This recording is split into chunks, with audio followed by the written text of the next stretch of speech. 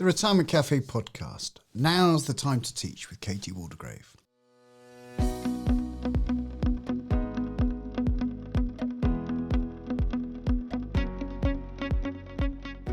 Hello and welcome to another episode of the Retirement Cafe podcast with me, your host, Justin King. If you're thinking about your retirement or already retired, you're in the right place. My aim is to help you plan for and live a successful and meaningful retirement. Retirement is far more than just a financial event. It's a significant life event, a major transition, which will bring with it new challenges and opportunities. So each episode contains tips, information, and inspiration to help you feel more informed and confident about your retirement. I hope you enjoy today's episode. Hello and welcome to this week's episode. It's great to have you here. This week I'm excited to share my conversation with co-founder of Now Teach, Katie Waldegrave.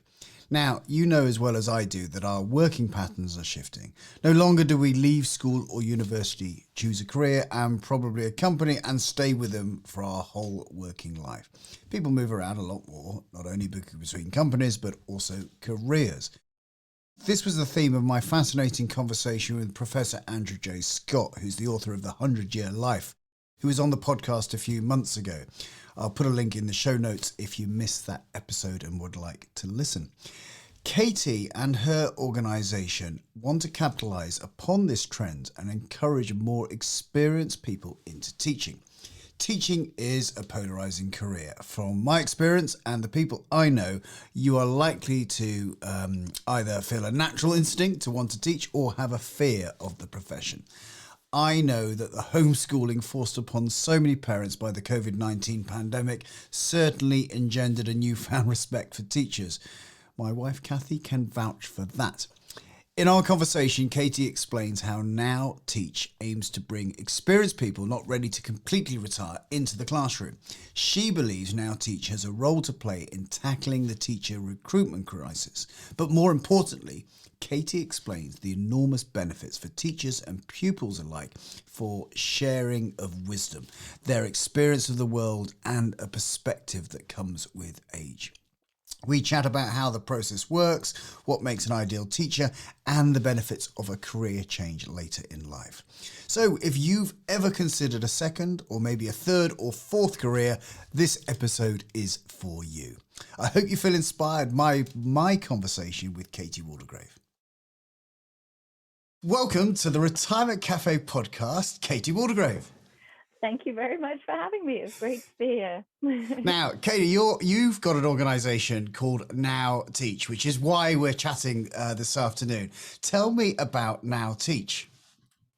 Perfect. Well, Now Teach is an education charity. I started it with Lucy Kellaway, the FT journalist, who you probably know about. In fact, I can say almost exactly 6 years ago, because we met just after I'd had twins. They were tiny wee things, a couple of months old, and I was craving adult conversation, and she was thinking of becoming, at the age of about 57 then, a teacher, and wanted to speak to someone who'd been a teacher. And we had an introduction, and I thought, hurrah, let's talk to somebody. And she came in the morning and she stayed all day, and I think that by the time she left, Now Teach had been born. So in a way, I sort of felt like I had triplets, and Now Teach was one of them at the same time.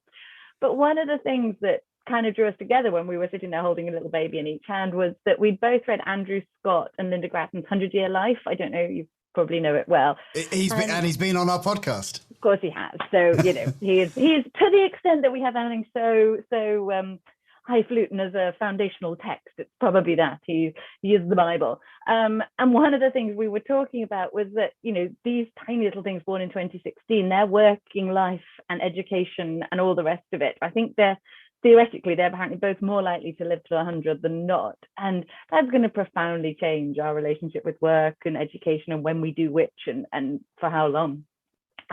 Anyway, so we thought she probably couldn't be the only insane person in the world who was prepared at that sort of stage to jack it all in, something she was brilliant at, and start all over again, to be useful, in her words, you know.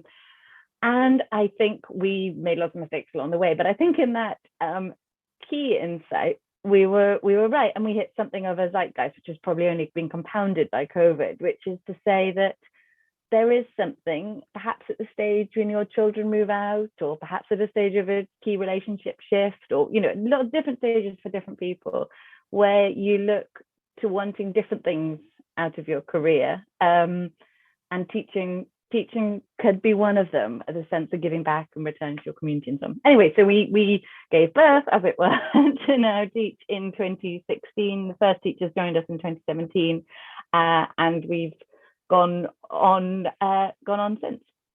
So, Katie, you obviously, I think you mentioned a second ago that you got some background in teaching. Tell me a kind of, how did you get into that, and what did you do, and where did all this progress to this culmination of Now Teach? So I started as a teacher with Teach First in its first year 100 years ago in 2003, and I taught for about 5 years in a reasonably challenging school in West London, just under the runway of Heathrow, actually, which was great, and I loved it. And just at the time that I was, as I was doing that, I started what became a charity, First Story, which was all about writers in residence, creative writing in schools.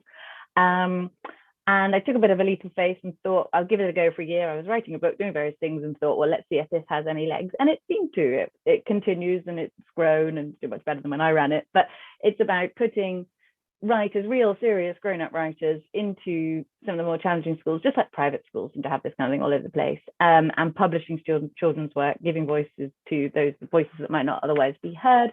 And that was great. I did that till about 2000. Must have been about 2014 or 15, I forget, I've lost track of time. And then, so whilst I wasn't teaching, and I never really meant to quit, I still at least was in and out of schools the whole time. And then went off to India actually for a couple of years, came back to have the babies, and then met Lucy. And so here I am. Wow. What a story. What a whirlwind. So for those who don't know it, tell me about First Teach. First Story. First Story, sorry. First Story. So it's quite a simple concept, really. We match up writers to schools in their local area. In a funny way, I think it probably gives me a lot of what I realize people, there's crossover between them. But this is about matching writers to localish schools where they go in once a week, they become writing residents, they work with different groups of students, they publish anthologies of their writing, they have little book launches, we now have big festival and so on. And I mean, I love it. And funny, if it's only with a bit of distance that I can look at it and think, that's a good thing. That's a good thing. When you're in it, you're too close to the whole thing.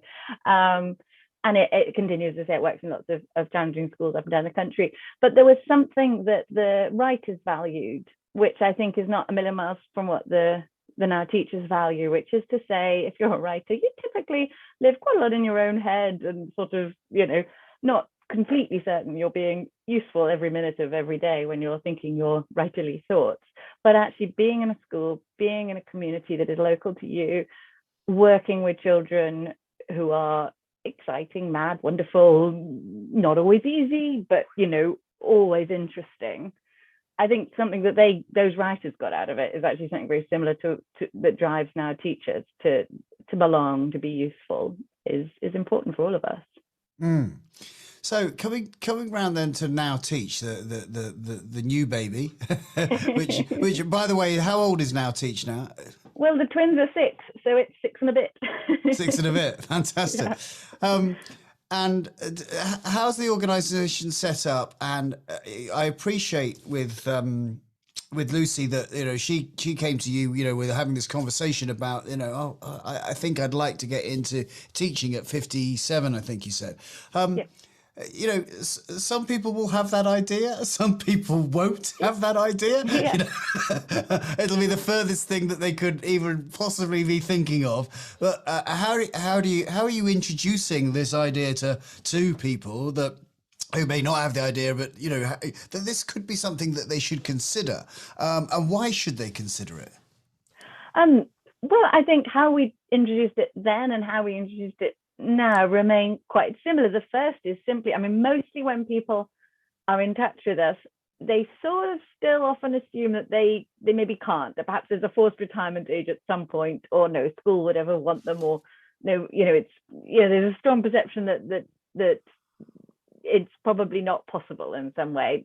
It depends a little on the person's age, but And so I suppose a big thing is simply saying this is not only possible, this would be desirable to the education sector. So making something of course, it would be ridiculous to suggest there haven't been career changes into teaching. There always have been some people but I think they were always kind of countercultural, if you like. And what was interesting and important to me was they had vastly higher dropout rates than younger teachers. Teachers don't have a good retention rate anyway. Younger teachers don't, across the board we don't, but particularly people going into it at an older age, at a later stage. And there are lots of reasons for that, but we wanted to be sure that if we were to try and bring people in, we could help keep them in. Otherwise, what would be the point? So we're very proud of the retention rates that we have, which are great. But I suppose what we were saying to people was that there is a network to do it with, and by making it a peer network, these are a group of people, you give it a bit of status, the Lucy effect a little bit, it's that thing that's something to do with the FT, it's important, I think, for people to do things and not feel entirely like they're going to be out of step with where they're going, that they're going to have a network. So we tried to make it more normal. And the message is, the broad, simple message has been, we need more great people in teaching, and perhaps consider it. What's been interesting and surprising is how many people want to consider, or already have considered it. I feel like maybe my pet theory is the world is divided into people who have got a book in them and people who want to be a teacher, and that covers everything. That so many people say, well, everyone's always said I should be a teacher, or my so-and-so used to say I should be a teacher, but for whatever reason they'd ruled it out, and this helps them to rule it back in again. Yeah. Now, to someone who doesn't know, and I really don't know, what level of qualifications does someone need to, let's say Lucy, she's been working as a journalist for a number of years. She's obviously educated, experienced, had a career to a high level. I presume that doesn't make you an automatic kind of shoe-in for being a teacher. Nope, it definitely doesn't. And I think, one of the perceptions I suppose we wanted to correct early on was the idea that we thought that just because you'd been a great journalist, you'd be a great teacher. Clearly not. But if you have been really good at one profession and you are qualified, then you really want to do this other profession, there's a good chance, if you're driven by the right reasons, that you might be good at it. So in terms of practical things, to be a teacher in this country, you need to have a degree. Occasionally I'm frustrated by that, because you meet great people who you'd like to say, they clearly have a degree of recruitment. Anyway, there's a statutory thing, you need a degree, and it needs to be the majority in the subject you propose to teach, or a significant part. Mostly that's simple, you did a degree in English, teach English, but actually it's not quite as simple as that. There's normally a bit more flex and scope around the subjects you should qualify in. And in fact, once you qualify as a teacher, you are then qualified. So I'm a qualified history teacher, but if anyone were foolish enough, they could employ me as a chemistry teacher, and that's sort of legal, as it were. So quite a lot of our now teachers, Lucy included, qualified in one subject, might teach another. So she qualified in maths, but also teaches physics, economics, I'm going mad. Because obviously her background as a financial journalist, that makes huge sense. So yeah. You need a degree, you need a degree of, various maths and literacy tests you need to pass and so on. And then you need the right attitude, I suppose, the desire. You need to like young people, you need to want to work with young people, you have to have incredible grit. It's tough, it's incredibly hard work. It's enormously rewarding. But it is hard. So, it's not for the sort of, we always get a few inquiries from people really who want to do a little bit of volunteering somewhere or do it, and that's not, it's a full-on career change. Right. Yeah. Right. So, okay. So I'm thinking that I've got my degree many, many years ago. I've got quite a lot of experience in the field that I've been working with.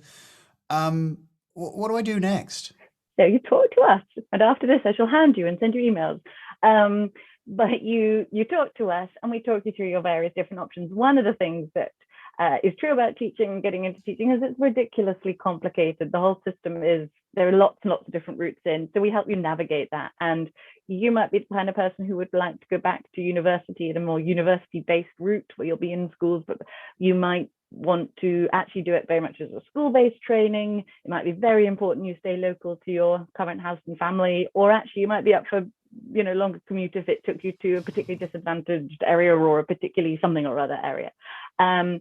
So we figure out who you are and what you would need, and we help you understand if it would be right for you. I guess, to be brutal about it, we try quite hard to put you off, and if we can't, then you're definitely right, if you see what I mean. We want to, not really, but you know what I mean. We're not going to pull any punches about what it is or isn't, but equally we'll open up the kind of lots of insight events, lots of talking to other people who've made the change, and try and kind of guide you through that process. And the minute you're kind of persuaded it's the right thing to do and right for you, then introduce you to a kind of peer network of people who'll be going through it at the same time as you, but also access to all the people who've gone before in whichever subject you have elected to teach and in whichever school or area of the country you're in. Sure. So, is there further kind of training that you need to do? I mean, what actually happens? So I come along to you, I say, I'm quitting being a financial planner. I've got a degree tucked in my back pocket. I don't know what that would qualify me to teach, but possibly let's business studies. Let's say I could I'm qualified to teach business studies. But what do I actually need to do? I mean, I've joined you, but what do I need to do next? Do I need some further qualifications? How does it work? Yeah, so once you've decided what you're going to teach, which might be business studies, although that can be tricky to qualify in, but that's a technicality we can come back to when we get there. What you do is it's a year's teacher training. So for 1 year, you are fully a trainee, and depending on which subject you teach, you're either in receipt of a government bursary or perhaps not, but it's like doing any other postgraduate degree, essentially, from that sort of practical and financial point of view. And depending on the route, you may feel actually from the start pretty much like you're a teacher. You're in a school from the beginning. The school is sort of your training provider. You feel like you're attached to school, or you may be based more in a university doing placements out. But in the end, either way, you get a degree of not a degree. You get a certain level of both experience in the school and in the classroom setting and teaching, and experience outside of the classroom, understanding sort of theory and practice and so on. And at the end of that 1 year, you are given something called QTS, qualified teacher status, which is your sort of driving license, as it were, or at least your provisional license. You may also do a degree, a PGCE, post-degree qualification. Not essential, but depending on who you are, might be the right move, or where you do it. You get your piece of paper, and then you have 2 further years where you are, as it were, on a provisional license. You're basically employed as a teacher, but you have a slightly lower teaching load and an entitlement to a degree of support and continued sort of ongoing training. And you technically have to be signed to, you've passed that period of time. But at that stage, you are employed in a school, and so the students would know no different. So in the first year, whilst you're not being paid, you may be in receipt of a bursary, which are kind of graduated depending on how severe the shortage of teachers is in your subject. So if you're a computer scientist teacher, for example, you will receive a bigger bursary than if you are a history teacher, who we have more of. Right. Okay. And you help people guide through all this kind of exactly the hoops and the hoops that they need to jump through to work out what they're going to teach and where they're going to teach, and give them the support for that. Exactly. Fantastic. And to your point, some of the kind of financial sort of guidance and support that come into that, which typically is different than if you are 23. That not that you don't, everyone needs financial guidance, but it may look different at that stage of life. And so, how is this different, I suppose, to people just wanting to enter teaching directly from university? How is which different? How is what they can offer different? Do you help people newly qualified, people who've just left further education to think, this is what I want to be, or is it only for second careers? It's only for second careers, and whilst I think it would be age discriminatory to say you have to be over X age, and it isn't really about age. It is about experience and sort of length of service almost, or the length of time you've spent in another career. We don't think of ourselves as being what I think some in the industry refer to as career bouncers. So these aren't people who've done a few years as a lawyer or something and decided it's not for them. These are people who've had full proper careers and for whatever reason are thinking about a big shift. So our average person is sort of early 50s. It varies a bit each year, but I think that's about right. But the range goes from sort of early 40s. I think we've had a few in their 30s up to, yeah, we've had the odd over 70, and I'd like to get more. I want to get an octogenarian really doing it and prove it can be done. But yeah, that the average is sort of 50-ish. And I think when Lucy started, she's in that category of people where a generation or two ago at 57, you think, well, I'm not that far off retirement. I'll just sort of potter along for a bit. And now that's neither feasible nor desirable, I think. If she wants to be like you, like everybody, she can be working for at least another 20 years. She's apart from my mother, she's the most energetic person I've ever met. So the idea of her sort of retiring is a nonsense. So yeah, I think for a lot of people, they come to stage thinking, I've enjoyed my career, I've been good at it, but not sure I'm learning anything anymore. Not sure I'm going to get any better. I'm not wildly excited about the idea of doing this 20 years from now. Katie, I speak to a few teachers. I've got a few friends who are teachers. Yep. And it's tough. It's bloody tough. I mean, they're not. Then I don't hear any of them saying, what an easy ride it is. I mean, it's a tough old gig. Why would you do it? Because it is also the most wonderful gig. I mean, I think that whenever you talk to teachers, I mean, as I said, I didn't really mean to give up, and I miss it desperately still. I miss the relationships I had with those classes, and I assume at some point I will go back to teaching. It is a tough gig, and I wouldn't for a second sugarcoat that to anybody. It gets easier, but it's an incredibly hard thing to start. And COVID's been tough, the last few years have been tough. Everybody but teachers have struggled just to be all the things I suppose they need to be, or are asked to be. But I think the thing that I have never experienced in teaching, and don't really expect to outside of teaching, given I'm not a doctor, is knowing that every day I'm being useful. I am necessary. I am probably not doing it well enough, but I am doing something that will matter to a child. I have the potential to improve the young person's outcomes, and in a less sort of OTT sort of grandiose kind of a way, that I laugh a lot. I mean, it's full on. Their young people are funny and energetic and difficult often, of course, and sometimes annoying or whatever else it might be. But it's sort of complete and total. And you start teaching, and you get to school early, you start teaching at 8:30 or 9 or whatever it is, and you suddenly look up, it's 3:30 and you're desperate for a pee. You just don't kind of switch off in that time in between. And it's not for everybody, and it is really hard, and it needs to get easier. One of my hopes is that now teachers will think, with all their different ways of being in different workplaces, will be part of what contributes to just different systems being tried or different things changing. But it is joyous, and it does matter. So I guess that's why. Yeah, brilliant. I think it's a huge opportunity. What type of characteristics do you think do you find are the most successful going into this and staying with it, I suppose? Yeah, it's a great question. I don't know if it's a characteristic exactly, but the single biggest thing has to be the desire to work with young people. The sort of excitement about that. Returning to one's subject, also being part of the local community, and most importantly, the sense of wanting to kind of know that you're being useful. People talk a lot about giving back and all of that, but it's real. That they've perhaps ticked off various other things they wanted to do in life in a sort of status sense or whatever else it might be, but actually what they need now from life is to know that they are adding value. So I suppose those are not perhaps characteristics, but drivers.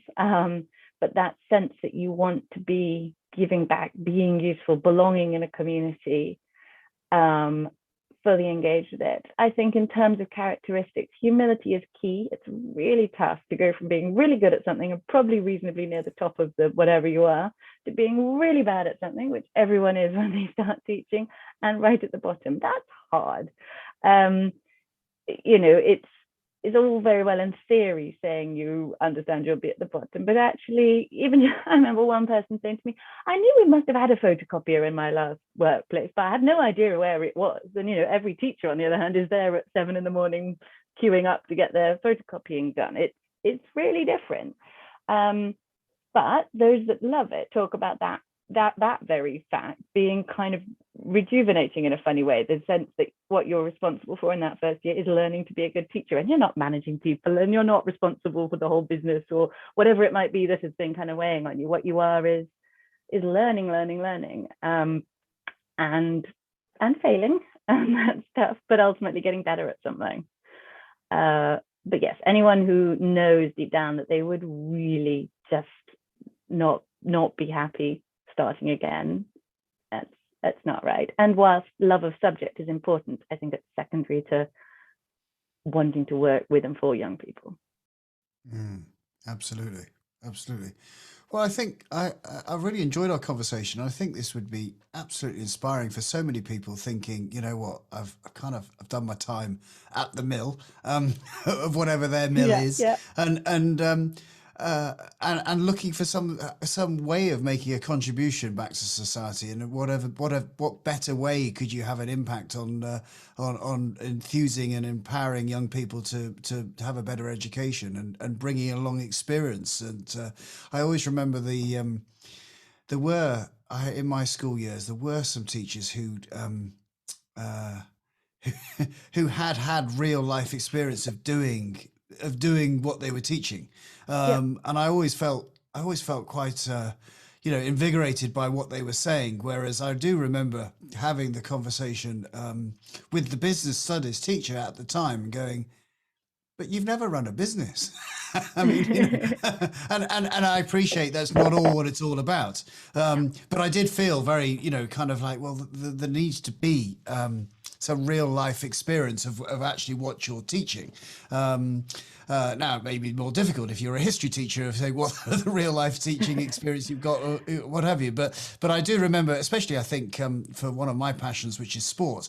One of my early PE teachers was someone who'd played for the rugby, the Lions, the British Lions, and there was a huge kind of a respect there for that, and of course the stories he would tell, and to empower and enthuse you to do it. And I think allowing people to bring that career experience into the classroom could be a huge benefit.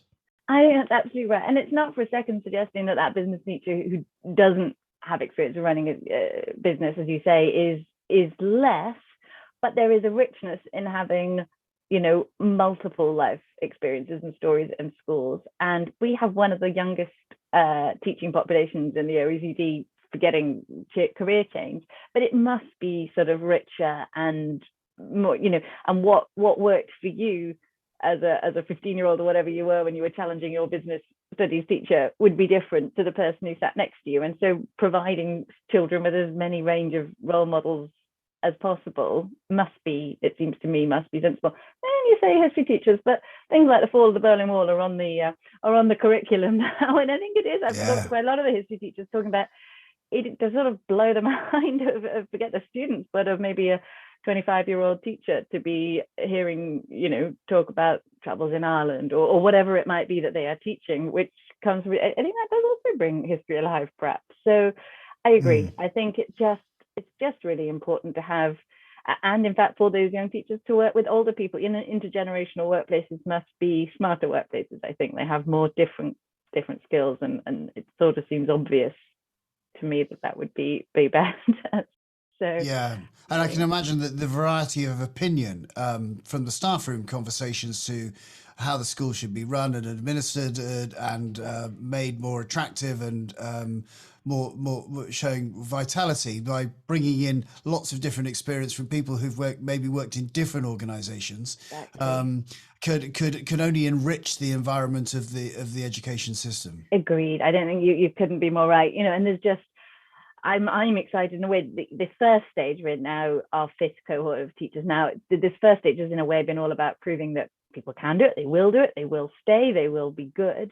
But in a longer term, once you have this growing network of people who can talk together about that, whether it's about bringing different ways of doing comms and PR, or what do you do if you have a whole room full of data scientists turned teachers? What did they observe about the way data is managed in schools and how it might be helped or improved? You're just bringing in outside skills and experiences. And I think I'm optimistic about the next few years as they go beyond being sort of early career teachers by stage, if not so much age, and into being more experienced teachers and what they will bring. Because it'll be interesting. I don't think they'll necessarily go up and think, I want to be the head teacher. I don't think that's the aspiration of most. Most want to sort of perhaps go sideways, squiggly career type approach to it, but bring in things from their former lives into their current lives. And I think that's going to be really exciting to see. So, did you bring through a cohort at a certain point of time? Is there a time to enroll? Is there a time to get involved? How does it work? Great question. So, teacher training typically starts in September. It's also possible to start in January, but 95% I think of ours start in September, and it takes the academic year to complete that QTS year. So, now actually April is a great time to be applying, but people can apply at any stage, but start generally the following September. And I think, the more leeway, that summer can be a great useful time for reading back up on the subject, doing courses which we can tell everyone about, and meeting their fellow cohort with us, but also with the training provider they're going to be in. And yeah, this is where, I don't know when this goes, but we're April now. This is kind of peak time, I suppose. Brilliant. So where can people find out more about you and Now Teach?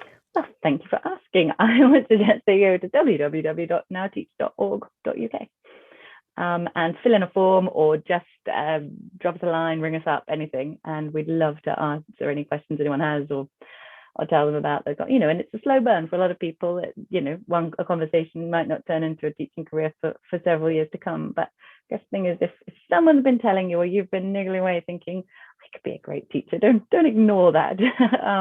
I will follow up this conversation with telling you just a little bit more about becoming a business studies teacher, for example. Brilliant. Well, Katie Waldegrave from Now Teach, thank you so much for our conversation this afternoon. I hope you get a flood of inquiries from people interested in becoming a teacher for the first time. Well, thanks for your time. Thank you for yours. A big thank you to Katie for sharing her story and the story of Now Teach with me. To find the show notes with links to the Now Teach website and their social platforms, head over to our website at theretirementcafe.co.uk. As ever, if you've enjoyed this episode, please leave us a review on Apple Podcasts. It really does help more people like you find us. And for more interviews and retirement planning videos, you may want to check out my YouTube channel. Just search for Justin King MFP or click the link in the show notes. To connect, you can find me on Twitter at Justin King CFP, or drop me an email at hello@theretirementcafe.co.uk. Until next time, I'm Justin King, helping you feel more informed in your retirement.